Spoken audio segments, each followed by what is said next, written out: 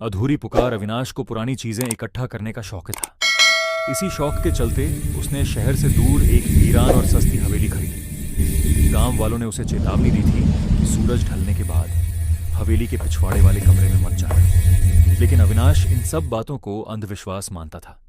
पहली रात के करीब 12:15 बज रहे थे।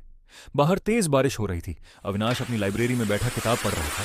तभी उसे हवेली के सबसे ऊपरी हिस्से से किसी के चलने की आवाज आई। छप, छप, छप।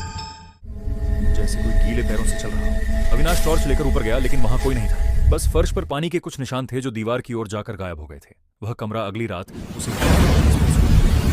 इस बार आवाज उसी वर्जित कमरे से आ रही थी। अविनाश से रहा नहीं गया।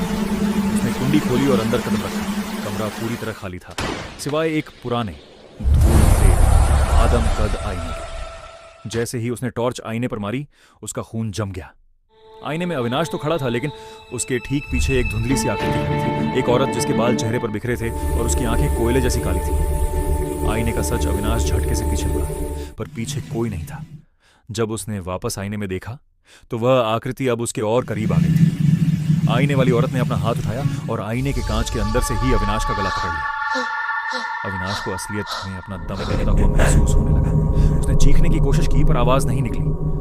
उसने अपनी पूरी ताकत लगाकर बहुत बड़ा एक भारी पीतल का दिया आईने पर दे मारा। अंजाम अगली सुबह गांव वाले हवेली पहुंचे। उन्होंने देखा कि आईना टूटा हुआ था। अविनाश फर्श पर बेहोश पड़ा था, लेकिन अजीब बात यह थी कि उसके गले पर उंगलियों के नीले निशान थे और कमरे के अंदर की तरफ से आईने के टूटे हुए कांच पर खून से लिखा था, शुक्रिया मुझे बाहर निकालने के लिए।